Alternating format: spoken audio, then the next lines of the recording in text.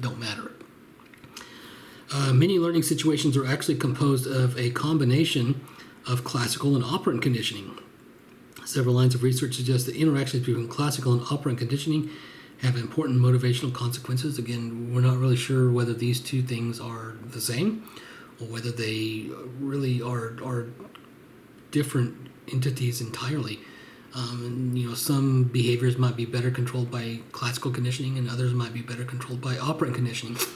Or maybe it's all behavior modification, behavior control, and it's just two different ways of producing the same effect. Don't know.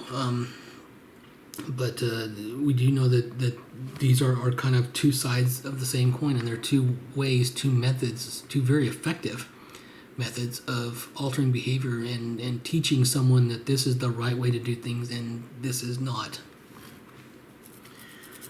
Learned helplessness. There are special learning conditions that seem to result in actually a demotivation of behavior. This phenomenon has been termed learned helplessness. Learned helplessness can be defined as a psychological state involving a disturbance of motivation, cognitive processes, and emotionality as a result of previously experienced uncontrollability on the part of the organism. Now, we're going to talk about control a couple more times, not only in this chapter, but in later chapters as well. Control is very important to psychological health. If not actual control, then at least the perception of control.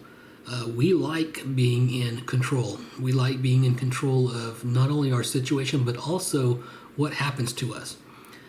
If you get into a state that you start learning that what you do, that you have no control over the consequences, or you have no control over what happens to you, that can have a very, very deteriorating effect on your psychological well-being. Think about it like, let's say you study for your test. You work so hard, you do everything you know to be right, and you take notes and you go to class every single day and you watch all the videos, etc., etc., etc. You do everything you think is right, and you get your test back and you make a 20. Wow. Okay, so maybe that was just a fluke. Maybe that was, just a hard test. Maybe I studied the wrong things, etc. So again, you the next test comes around and you study and you work and you do everything you can and you memorize the entire book and all of your notes and everything. You work out all the problems and you know how to do everything front and back, lickety split, and you take the test and you make a 30. Wow. Okay, well, maybe math just isn't my subject. So you drop that class and you move on to, music or whatever. Now, you study for this test. You study, you work hard, you keep it up, you're going strong, and you fail that one too. And you fail the next one, and you fail the next one, and you fail the next one. What happens to you? What goes through your mind? No matter what I do, no matter how hard I work, no matter how much I save, no matter how much I diet, how much I watch what I eat, etc., etc., etc., I'm never going to lose any weight. I'm never going to have any money. I'm never going to be successful. And you can kind of start to see that this is a rabbit hole that can get deep very, very quickly. And if you start to internalize this helplessness that you have no control, no matter how hard you work, no matter how much you save, no matter how much you diet, you scrimp, whatever, nothing good ever happens, or at least you perceive nothing good to ever happen, you eventually kind of learn that no matter what you do, it doesn't matter. And this can manifest in behaviors that give up. Why should I work so hard? Why should I study so hard? I can make a 30 and not do anything at all. But I can't do that forever because I'll eventually flunk out of school. So you might kind of nip that in the bud and you might drop out on your own and cripple yourself purposely to avoid the continued blow to your ego and blow to your psyche that continued possible failure might entail. This behavior is very, very common in narcissists, people who have a very, very heightened sense of ego. Most narcissists actually have a very low self-esteem. They are scared of failure, and they are scared of their ability to put themselves to the test. And so they heighten and they blow out of proportion all of their accomplishments and their achievements, and most of them will blow off and pish posh at any kind of test or any kind of thing where they are required to measure up, because they don't have the confidence to think that they will. They've learned that no matter what they do, no matter how hard they work, no matter how hard they try, it's never going to be good enough. And so they almost kind of adopt this self-protective mechanism of blowing everything way out of proportion, and they're trying to convince everyone that they are much better than they really are. And deep down, they know that. Deep down, they know that they are, that they are not as good, and they believe that. But they're trying to convince themselves and convince everyone else around them that they are actually better than they know that they are. And so, a lot of narcissists and a lot of people who, have very, very inflated egos and things like, we all know people like that. Those are usually the people who are, have the least going on for them. And if you can kind of see through that and see through all the gruff and all the, hoo-ha and whatever, then, you can see usually a very scared, very shy, very, insecure person underneath all that machismo and bravado. And, a lion never has to convince you that he's a lion. In other words, it should be pretty evident. So learned helplessness, again, can have a very, very devastating effect on your mental health and your psyche, your self-esteem. If you adopt this usually misguided idea that you don't have control over what you do, then it manifests itself in a lot of giving up behaviors and avoiding any kind of competition or any kind of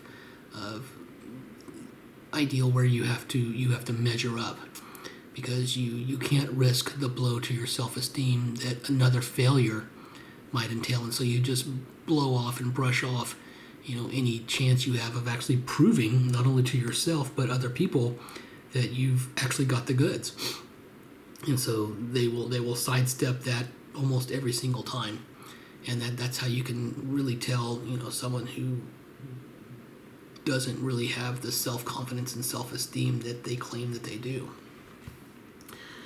Symptoms of helplessness: passivity, giving up and accepting the situation. Again, no matter what I do, no matter how hard I work, no matter how much I scrimp and save, no matter how much I deny myself or how much I diet, whatever, nothing good ever happens, and therefore I must not be any good. I must be a complete and total failure.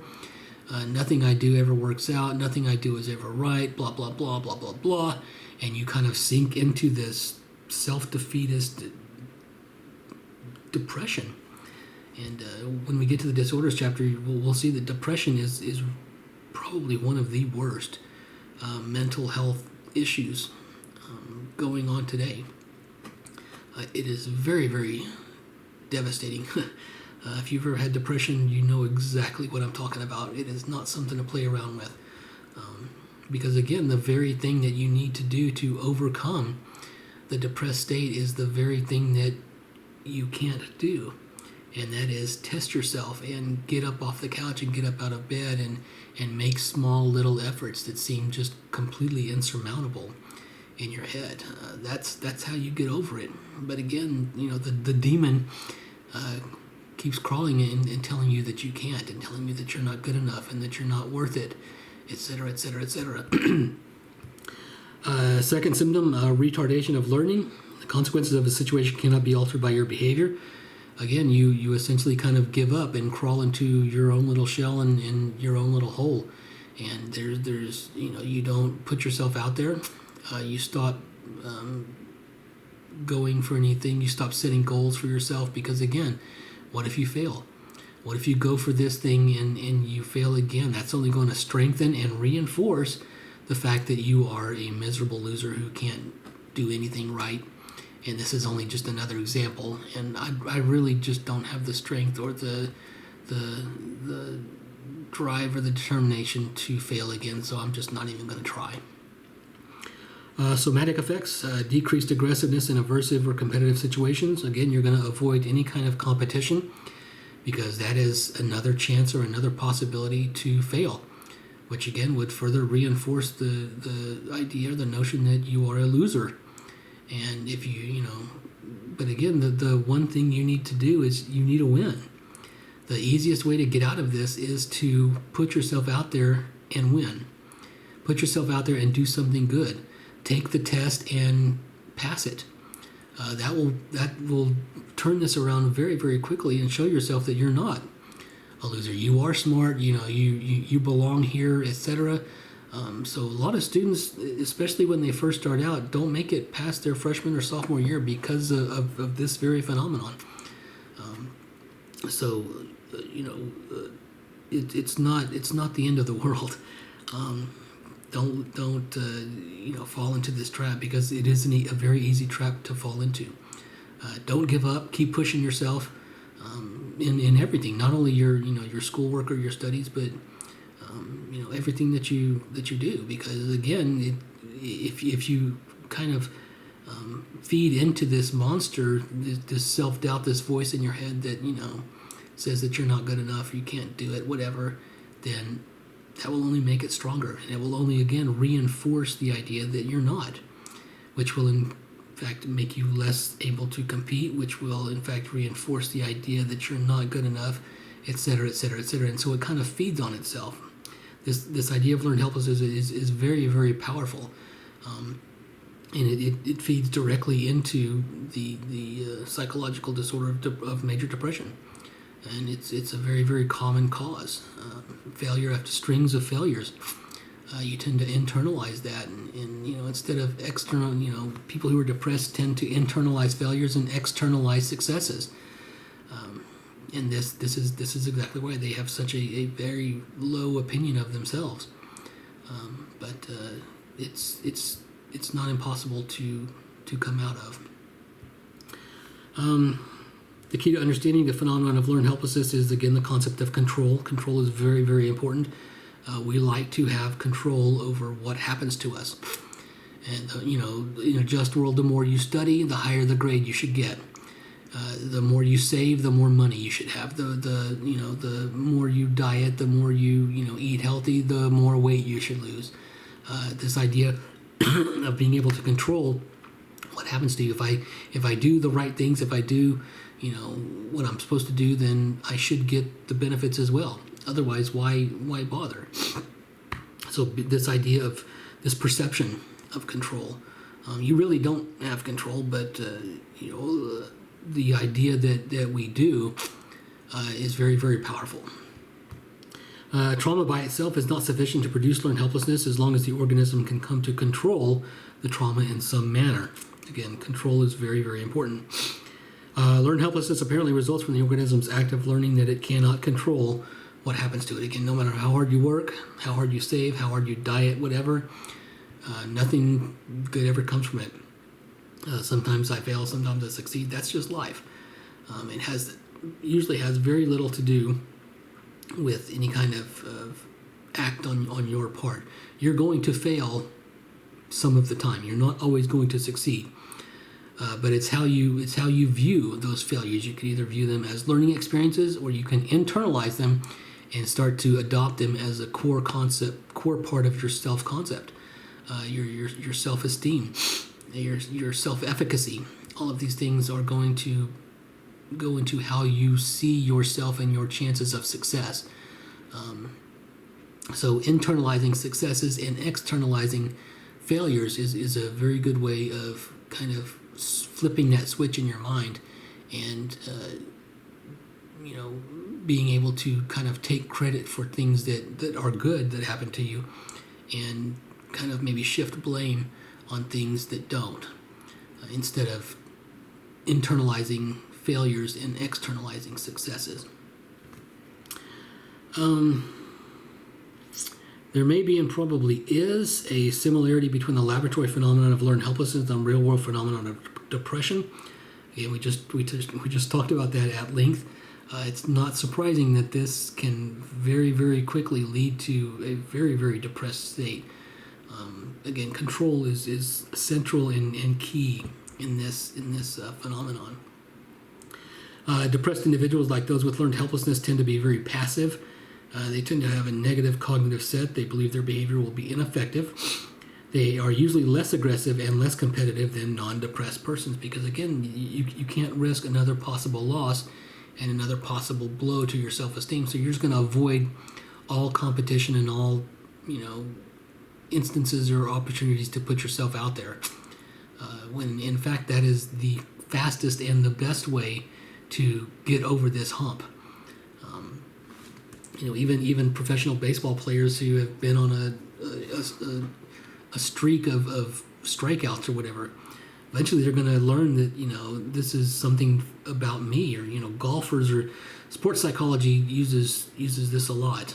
Uses these types of tricks of the mind to kind of get people out of ruts, and you can kind of internalize and take this to heart because this idea of the manifestation of behavior, this mind-body connection. I mean, it spreads out all over the place. But there you can see the links and the ties between this and things like depression and anxiety and all kinds of other things.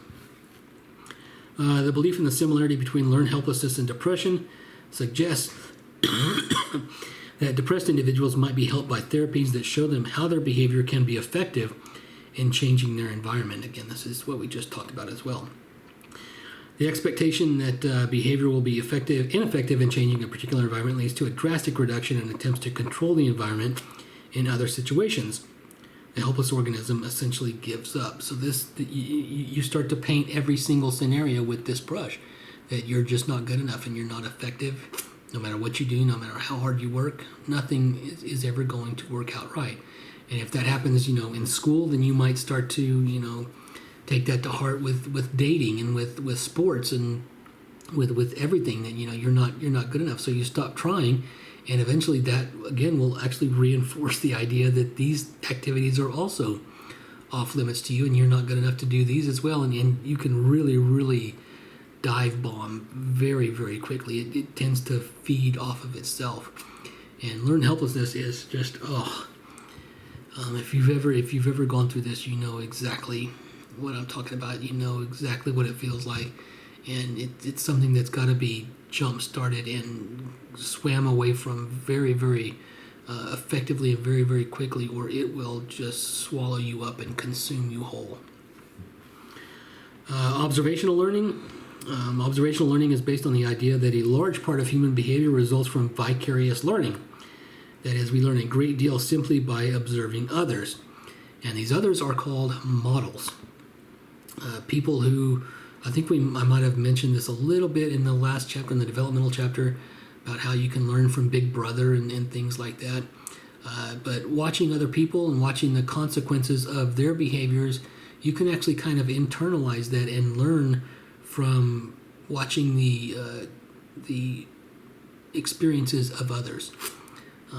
That's why, if you want to be successful, surround yourself by successful people. They know what they're doing, they know what works, and you can kind of learn from them and learn what works simply by watching how they do that. This is also a very good way to learn new skills. If you want to learn how to rebuild a carburetor or, repair a washing machine, or you want to learn how to play a musical instrument or whatever, go and talk to people who know how to do that. They can show you, and you can kind of, again, learn by watching what they do. Watching someone, repair a carburetor or I don't know, whatever it is that you might want to learn. You might need to watch it a couple times. You might need to watch it several times. But eventually you will, if you duplicate and you replicate what they do, then eventually you will learn how to do it yourself. It's a very, very effective way to learn a new skill or a new behavior, is simply by watching other people. And those other people that you watch, the teachers, whatever, those are called models, people who model appropriate behavior. Modeling will come up again, I believe, in the next chapter as well on antisocial behavior. This approach, called social learning theory, emphasizes the idea that social conditions are important determinants of behavior. You're going to learn the right way to do things and the wrong way to do things from other people. So you will learn socially, i.e. the involvement of someone else, the appropriate and inappropriate ways to do something. Other people can teach you how to be successful. Other people can teach you how to be effective. And in that same note, other people can also teach you how to be not successful and how to be not right. So pick your models, pick your role models, pick people who you learn from wisely.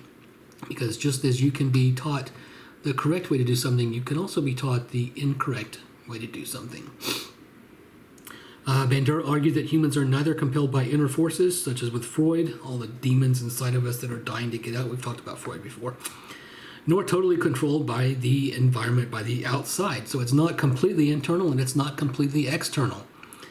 Rather, human functioning is best understood as a result of interactions between particular behaviors and the conditions that control them, i.e.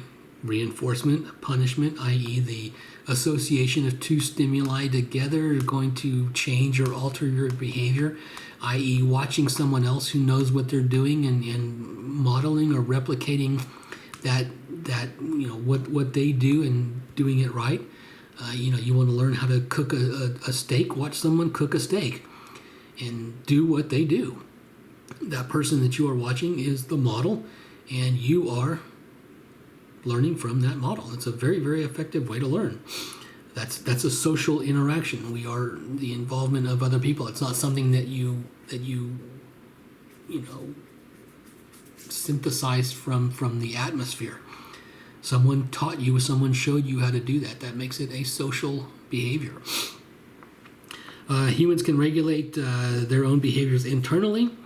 We reinforce ourselves for appropriate behavior and punish ourselves for inappropriate behavior. This is called self-reinforcement. This is beating yourself up when you know you screwed up. This is kind of patting yourself on the back when you know you did something well. Self-reinforcement can actually be quite effective as well, and you can actually regulate your own behaviors to a certain extent. Social learning theory states that we are active observing organisms who profit from the experience